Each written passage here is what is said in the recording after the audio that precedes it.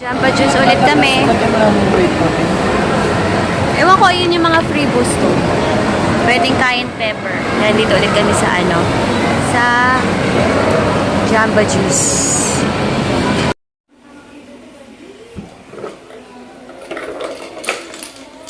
Hello mga sis! Nandito na ako sa bahay.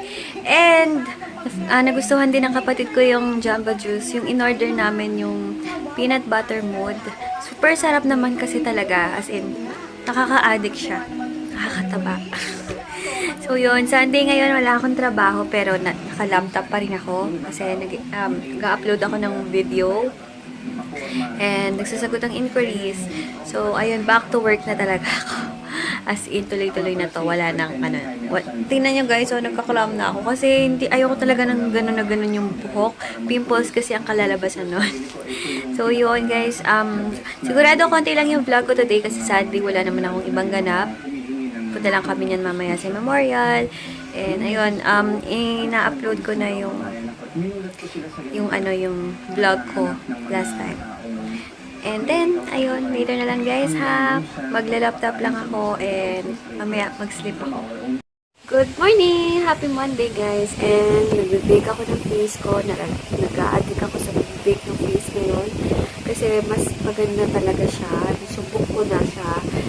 Kahit maarawan, kahit mainitan. Kasi super the best. Sorry ako maingay kasi pinapatuyo ko yung hair ko. Ayan, ginamit ko na parang foundation sa kanya yung L'Oreal True Match. Ginagamit ko sa akin. Ginagamit ko yung sponge. Nabili ko sa Divisoria. Pag pumunta akong Divisoria ulit, bibili ako ng galing kasi maganda naman siya. Pero hindi pa ako nakatry guys yung mahal. Yung may little techniques at saka yung beauty blender. Hindi ko pa na-try kung anong difference nila. Di ba sabi ko sa inyo, bibili sana ako ng totoong beauty blender. And then, gagamit ako ng fake. Soon, pag nakabili ako sa Sephora kaya meron. Kaya ko sa Sephora naman meron original na beauty blender na para makita ko yung difference kung ano yung pagkakaiba ng fake and yung original. Kasi, yun natin. So, ayun. Papatuyo ko ng hair. Ito yung ayaw ko pag ribbon. Papatuyo ng hair. Ang tagal na tuyo ng hair ko kasi nga guys, mahaba na siya and then medyo makapal yung hair ko. Pero, nag-dry siya kasi nga, syempre, yung dulo as in dry. Kaya, pinubuduran ko siya lagi ng yung hair keratin treatment. Kaya, yung laging ina-apply ko sa kanya. And kahapon, hindi ko nga binasa guys yung kahapon kasi para iwas na din lalong mag-dry yung buhok. Patuyo. So, yun. Paalis na din ako nito. Naghihintay lang ako ng oras. Siguro pag natuyo yung hair ko, oras na din yun.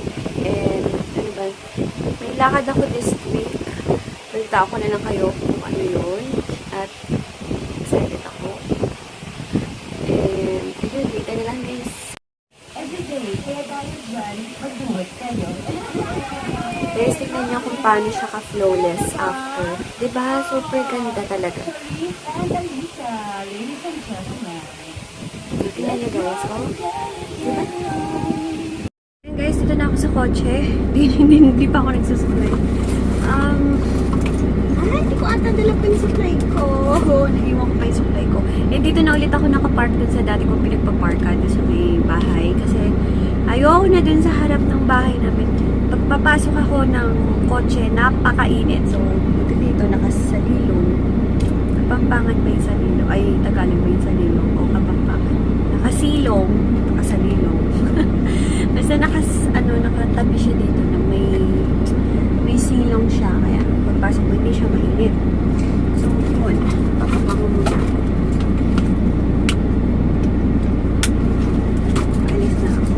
Anong oras na ba? 9:40 na ba? Maaga talaga ako nagmamall guys. Alam niyo naman kasi yung parking ang aking inaalala. Pero, nagsasanay-sanay na ako. Pero pag dumating si Tats, si boyfriend, siya kasi yung nagturo sa akin ng mga basic na pag pag siya nagturo, mas madali kong, alam niyo, mas madali ako matututo kasi alam niyo, sanay na ako, mas komportable ako, ganun. So yun guys, later na lang. Gusto ko talagang paputulan yung hair ko guys kasi napaka-dry dito sa ano yung baba. Kaso may nag-comment na bakit daw bumuhaghag yung ano yung bumuhaghag yung hair ko. Bumuhaghag kaya nun guys. Hindi ko alam kung bumuhaghag mga hindi. Sa balitaan nyo ako ha kung ano mangyayari once tinatrim ko to. Kasi guys, ang ano niya, ang dry niya. Sana pala bago na ako nagpatrim ako nung tigas na sila ko. Pero konti, gusto ko kasi 1 inch na kasi ayoko na maikli. Ayan, papunta na ako ng Cebuana guys. Dito kasi sa labas yung Cebuana. Ayan, dito ako sa grocery guys. Pag-grocery lang ako ng mga kulang namin sa bahay like kape, Rodrox, ganyan. And ano na ako, sasakyan na ako. And nabalitaan nyo ba yung ano, yung hostage taking dito sa SM Dasma? Ngayon ha, papasok ka na mo, super kap-kap ngayon sila. As in, 3 minutes atang kinalkal yung bag ko, walang laman. Yan, inupo tuloy ako. Pero nung mga huling bago mangyari yun, ginagano lang, sinisilip yung go. Ngayon, as in, ang tagal, 3 minutes atang inano yung bag ko. So yun, pauwi na ako, bumili lang ulit ako nitong Jamba Juice na kinaadikan ko ngayon. Ayan.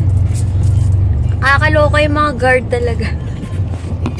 Pag talaga siguro, ano no, sinasabihan sila ng mall, ano, mall association ba tawag? Basta yung mga boss nila na higpitan yung mga security. Yung palang ano, nung palang nagka-hostage taking dito, may namatay pala. Kala ko ano, ang cause pala nun is, ano, parang third party. Ganun. Hindi ko sure ha. Basta, sino ba nagsabi sa akin? Si impisa ko. Uwi na ako nito para makapagbalot na. Marami akong maipapak ngayon kasi medyo maaga pa. Wala pang 11. Pauwi na ako. Today ko palang mapapaship yung sa giveaway winner na si Shaina Victoria. Ayan, kompleto yan. Napakarami. Ito yung clothes. Ito yung mga anik-anik pa. So, yun. Today siya masaship. Grabe, ang dami talaga. Ang dami pala talaga. Sa isang box, hindi siya yung mga damit. So, separate package tong mga damit. Itong mga pampa-beauty is nandito na sa box.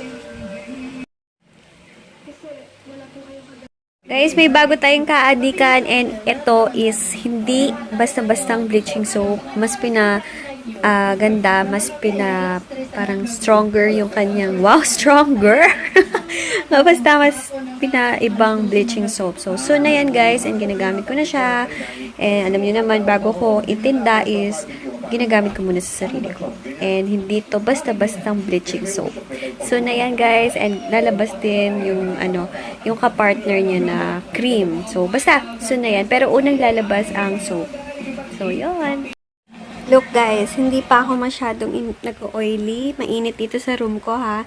Tingnan nyo, medyo madilim. Hindi siya, ayan. Maliwanag naman masyado.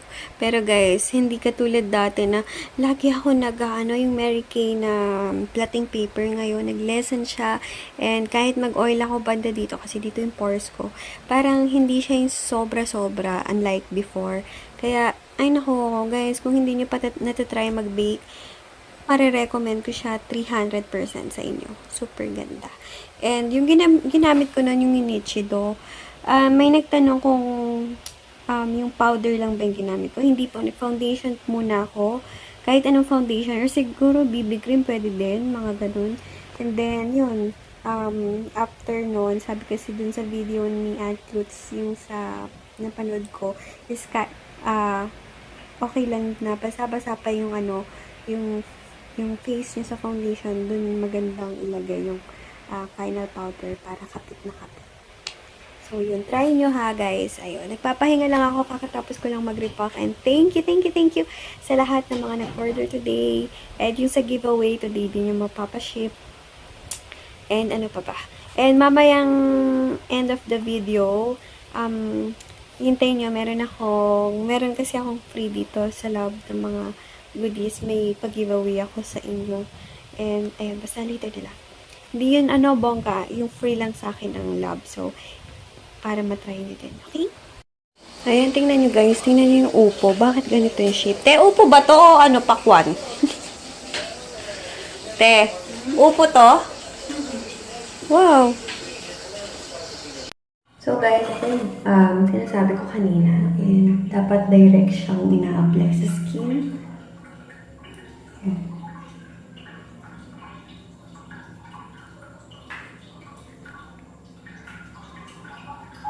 Hello guys! Ayan, tingnan nyo kung gaano kakapal yung nilagay ko na magic white. Ganyang kakapal. So yun guys, konti lang yung na-vlog ko today. Pasensya na kayo.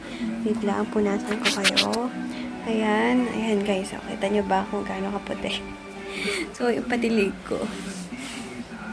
So, yun, good night na guys. Sorry ha kung konti lang yung vlog ko ulit today.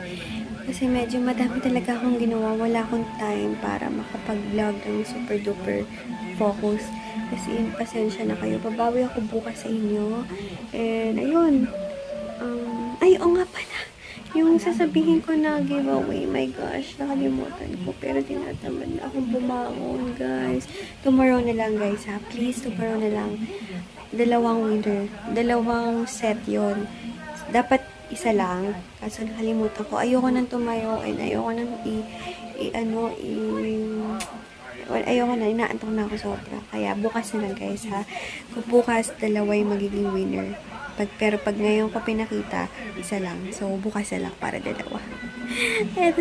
Grabe talaga yung excuse ko sa katamaran ko. Hindi kasi antok na ako. Hindi na ako makapagsalita o nauutal na ako. So, yun. Thank you guys for watching. Salamat sa mga bagong subscribers.